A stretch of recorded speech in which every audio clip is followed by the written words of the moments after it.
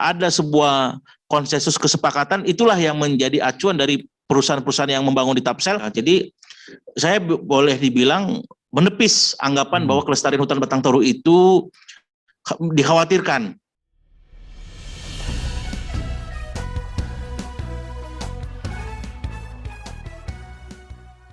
Salam perspektif baru. Saat ini Perserikatan Bangsa-Bangsa melalui berbagai kesepakatan mendorong semua negara untuk beralih kepada pembangunan rendah karbon.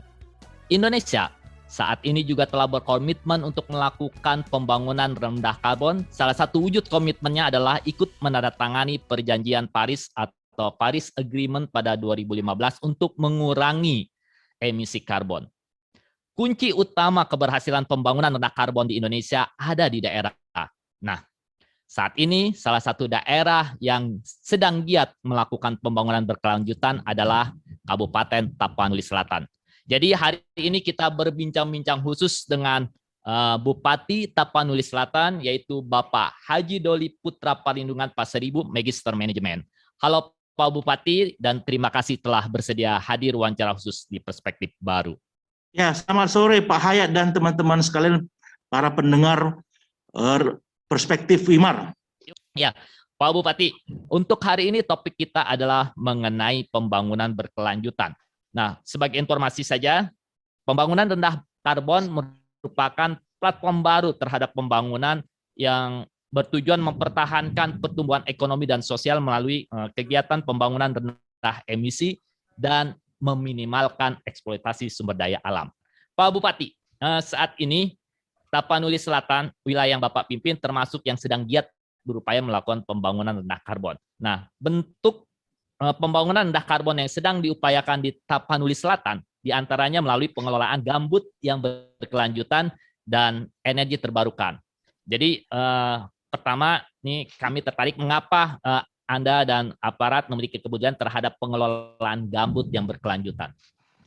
Baik Pak Hayat dan pemirsa Perspektif Wilmar, kami ketika memutuskan untuk maju dalam perhelatan pilkada di 2020 yang lalu, visi dan misi kami itu memang memuat salah satunya pembangunan berkelanjutan, yaitu Tapsel itu kami harapkan melalui pimpinan kami maju, Tapsel yang maju. Basisnya apa? Sumber daya manusia pembangun yang sehat, cerdas, dan sejahtera, diikuti oleh pemanfaatan sumber daya alam yang produktif dan lestari. Jadi kami berkepentingan untuk menjaga sumber daya alam yang ada di Tapanuli Selatan. Dalam hal ini di wilayah gambut tersebut tadi sudah disampaikan, ikut menjaga pembangunan tersebut supaya tetap lestari. Tapsel sendiri perlu kami gambarkan kepada Pak Hayat dan teman-teman sekalian, itu kontur alamnya sangat bervariasi, mulai dari pantai 0 meter di atas permukaan laut sampai 2.200-an meter di atas permukaan laut, artinya di pantai sampai perbukitan. Di pantai inilah yang menjadi fokus kita tadi melalui pertanyaan tadi, untuk pemanfaatan lahan gambut. Kami juga sekitar kurang lebih bulan lalu bekerja sama dengan Yayasan Lahan Basah dan Wetland Nasional. Kami sangat senang mereka hadir bersama kami sehingga pemanfaatan gambut itu lebih bisa terkonsentrasi, karena tentulah kekuatan pemerintah Tapanuli Selatan tidak bisa melingkupi semua hal, tapi dengan adanya partner-partner pemerintah yang fokus di bidang-bidang yang tertentu, kami bisa menjalankan apa yang menjadi harapan pemerintah dan harapan masyarakat. Pak Bupati, dalam agenda Indonesia menuju pembangunan rendah karbon itu terdapat 5 bidang prioritas. Nah, 2 diantaranya tadi mengenai pembangunan gambut berkelanjutan dan juga ada pembangunan energi terbarukan. Nah, sekarang saya mau tahu apa saja sih potensi energi terbarukan yang ada di Tapanuli Selatan dan apa bentuk proyek energi terbarukan yang sedang dibangun di sana. Pak Hayat, kami saat ini di pemerintah Tapanuli Selatan itu wilayahnya meliputi kawasan hutan batang toru yang merupakan paru-paru dunia. Jadi para investor yang melakukan investasi pembangunan di Tapanuli Selatan, sejak awal kami sudah mintakan dokumen-dokumen terhadap AMDAL dan kepentingan lingkungan hidup lainnya, itu merupakan suatu kewajiban bagi mereka harus dipenuhi untuk menjaga kelestarian hutan yang ada di Tapanuli Selatan. Saat ini kami bekerja sama dengan salah satu perusahaan dalam melakukan pembangunan PLTA berkapasitas 510 megawatt, dan kan diakibatkan COVID ada juga rencana, tapi masih dalam rencana, itu kapasitasnya 114 megawatt. Jadi kita ketahui bersama PLT ini adalah bersumber dari air ya dia sumbernya adalah hutan. Jadi betul-betul pembangunan ini kita galakkan untuk menjaga kelestarian hutan yang ada di Tapanuli Selatan, Pak. Itulah salah satu upaya Pemkab Tapanuli Selatan ikut menjaga kelestarian alam. Tidak mungkin sebuah perusahaan yang melakukan pembangunan yang bahan bakunya adalah air melakukan pembabatan hutan, padahal dia satu sisi memang sangat membutuhkan kelestarian hutan yang memberikan sumber daya air tersebut, Pak. Nah, apakah proyek pembangunan PLTA di sana sudah selesai atau masih dalam dibangun, dan kapan selesainya, Pak? Kalau dari rencana awalnya diharapkan tahun 2023 selesai, tapi akibat COVID ini banyak sekali terkendala dan belum juga dilanjutkan ya.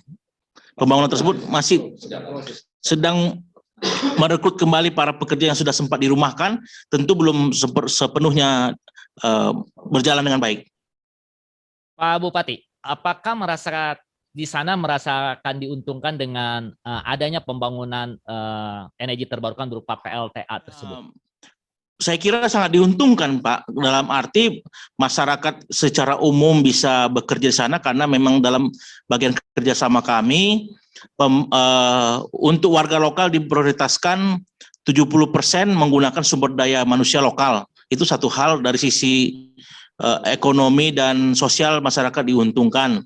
Kemudian PLT ini juga menjaga kelestarian alam. Satu sisi kan juga itu diuntungkan dalam arti masyarakat pun tidak terdampak kalau seandainya pembangunan itu secara serabutan dilakukan, Pak. Apa saja sih nama PLTA yang ada di sana, Pak? PLTA Batang Toru, Sipirok Marancar Batang Toru, atau disingkat Simarboru. Dan satu lagi yang masih dalam rencana tersebut, memang kita belum tahu bagaimana tindak lanjut dari investornya, itu Siborpa. Jadi ada dua, Pak, proyek strategis kita, Pak. Nah, PLTA, tadi Pak Bupati jelaskan bahwa kalau PLTA berarti sumbernya air, dan air harus disediakan oleh alam, dan artinya harus menjaga kelestarian alam. Nah, apakah pembangunan pembangkit energi terbarukan di sana yang berupa PLTA itu juga ikut membantu pemeliharaan lingkungan? Nah, apa bentuknya, Pak? Sangat, Pak. Sangat. Dalam arti ya mereka memang mau tidak mau untuk pembangunan ke sana ada lahan yang dibuka, tapi menurut kesepakatan dengan mereka juga akan berjanji untuk menutup kembali lahan tersebut, Pak. Kan itu adalah sebuah keniscayaan ketika kita melakukan investasi menuju ke sana ada lahan-lahan yang terbuka. Tapi dalam perjanjian kita dengan mereka juga mereka akan tanami kembali, Pak, lahan-lahan yang mereka buka. Selain energi terbarukan berupa air, di sana juga kami ketahui ada potensi panas bumi. Nah, bagaimana bentuk pembangunan untuk panas bumi ini? Untuk panas bumi memang baru dalam tahap pengeboran, Pak. Masih eksplorasi, belum ada eksploitasi, Pak, di sana. Nah, dengan adanya proyek-proyek energi terbarukan ini, apa sebenarnya manfaat yang akan dirasakan oleh masyarakat maupun pemerintah dari Tapanuli Selatan ini, Pak? Mungkin kita sedikit mundur, Pak, berkaitan dengan ini, bagaimana masyarakat Tapanuli Selatan menyambut baik pembangunan yang ada di Tapanuli Selatan. Bapak tadi sudah sampaikan bahwa di Tapanuli Selatan tahun 2020 ada sebuah kelompok masyarakat yang mendapatkan Kalpataru yang diberikan oleh Kementerian Kehutanan, Pak, dalam hal kategori penyelamatan lingkungan, Pak. Bagaimana proses kerja mereka? Sejak kurang lebih 120 tahun lalu, masyarakat ini ada di 4 desa bersepakat untuk menjaga hutan, dalam arti siapa antara anggota masyarakat tersebut yang menebang hutan, mereka akan mendapatkan sanksi adat berupa dikeluarkan dari desa tersebut. Nah, ada mereka gaji seorang namanya Mantari Bondar atau penjaga kawasan air tersebut, karena air itu akan mengalir desa-desa di antara 4 desa ini dengan bayaran itu 1 kaleng atau 2 kaleng padi. Jadi setiap orang yang menikmati hasil tersebut akan mendapatkan atau akan membayarkan padi kepada si Mantari Bondar ini atau penjaga pengaturan air ini, Pak. Itu tadi bagaimana masyarakat Tapanuli Selatan menyambut baik pembangunan ini 120 tahun itu dan masih terjaga, dan itulah yang kita sampaikan pada kementerian dan kita mendapatkan Kalpataru 2020 yang lalu, Pak. Berkaitan tadi bagaimana kita juga berupaya untuk menjaga kelestarian alam, Tapanuli Selatan kurang lebih ada sekitar 16 unit PLTMA mikrohidro. Kami juga sampaikan kepada masyarakat, kalau masyarakat tidak menjaga kawasan hutan yang ada di areal PLTMA ini terjaga dengan baik, maka mereka mendapatkan kerugian, dalam arti tidak akan mendapatkan air yang mengaliri listrik di desa mereka, karena di kawasan Tapsel ini masih ada yang sulit untuk dijangkau PLN, Pak, dalam penerangan, Pak. Nah, sebenarnya bagaimana sih kondisi hutan batang toru yang sebagian besarnya ada di wilayah Tapanuli Selatan ini? Karena menurut pemberitaan banyak yang memberitakan bahwa terancam kelestarian hutan batang toru ini. Nah, kita baru tahu kalau kelestarian hutan batang toru itu terancam, Pak, karena ketika tim itu datang ke Tapanuli Selatan, kemudian masyarakat pencinta lingkungan juga hadir bersama kami untuk menyatakan dukungannya, mereka justru memuji, Pak. Masyarakat yang dilalui oleh air yang untuk PLTA tadi sangat terjaga ininya, Pak, karena ada sanksi adat, kemudian masyarakat pun sudah sangat paham air itu memang sangat bermanfaat untuk mereka. Jadi saya boleh dibilang menepis anggapan bahwa kelestarian hutan batang toru itu dikhawatirkan. Bagaimana upaya-upaya ke depan yang akan dilakukan oleh pemerintah daerah maupun juga masyarakat untuk tetap menjaga hutan batang toru ini lestari, baik dari segi satuannya maupun dari segi tumbuh-tumbuhannya? Baik, Pak, kita tadi seperti saya sampaikan, tentu sangat sulit untuk menjangkau kawasan hutan karena pada dasarnya penjagaan hutan itu ada di wilayah pemerintahan Provinsi Sumatera Utara. Kita selalu berkoordinasi dengan pemerintah Provinsi Sumatera Utara, termasuk kita juga banyak menerima teman-teman aktivis lingkungan. Mereka dalam paparan mereka banyak sekali menggerakkan masyarakat, memberikan edukasi, memberikan bibit-bibit untuk ditanami tanaman yang menjadi habitat asli dari satwa yang ada di sana. Jadi kita sudah banyak bekerja sama dengan aktivis lingkungan yang ada hadir di Tapanuli Selatan, Pak Mama. Contohnya ada Yayasan Ekosistem Lestari, mereka sudah memberikan bibit durian. Baru-baru ini kami juga menandatangani dan memberikan kata sambutan terhadap buku hasil penelitian dari kawan-kawan YEL, Yayasan Ekosistem Lestari. Ada kurang lebih 79 anggrek, Pak, yang dalam kategori langka, tapi ada di kawasan ekosistem Batang Toru ini. Jadi kami sangat menyambut baik, apalagi di kawasan perkantoran pemerintah Tapanuli Selatan ini juga ada kawasan hijau yang berareal kurang lebih 90 hektar kebun raya dan 10 hektar hutan kota. Jadi kami 90 hektar ini banyak mencari tanaman-tanaman yang aslinya ada di Tapanuli Selatan, tapi saat ini berada di luar Tapanuli Selatan. Kemudian beberapa waktu lalu juga kami sudah disampaikan oleh pemerintah Provinsi Sumatera Utara, Tapanuli Selatan berkesempatan ataupun diberikan tanggung jawab untuk mendirikan taman kehati, taman keanekaragaman hayati. Jadi kami merasa upaya kami maksimal dalam menjaga kelestarian lingkungan, Pak, atau hutan ataupun alam yang ada di sekitar Tapanuli Selatan, Pak. Pak Bupati, tadi Anda menjelaskan bahwa upaya menjaga kelestarian alam di sana dilakukan oleh Pemkab bersama dengan NGO dan juga masyarakat. Apakah perusahaan-perusahaan yang ada di sana juga ikut turut menjaga kelestarian hutan dan lingkungan yang ada di Kabupaten Sangat, Tapanuli Pak, Selatan? sangat turut bersama kami, bersama pemerintah Tapanuli Selatan untuk menjaga kelestarian lingkungan.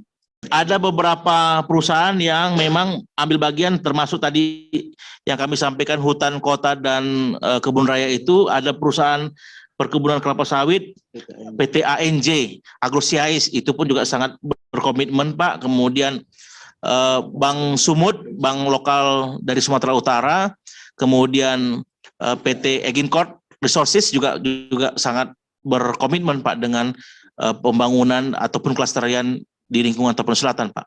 Selama ini di masyarakat seringkali dibenturkan dalam upaya menjaga kelestarian itu bisa halangi upaya pembangunan. Nah, bagaimana pembangunan di Tapanuli Selatan ini malah bisa beriringan dengan menjaga kelestarian lingkungan, Pak? Saya kira namanya benturan itu akan ada saja, Pak. Kita juga melihat ada kepentingan-kepentingan, tentu kita ajak untuk dalam beberapa kesempatan, saya kira dengan pemerintahan sebelum saya pun sudah sering diadakan diskusi-diskusi, termasuk orang yang pro maupun pihak yang kontra itu duduk bersama Pak.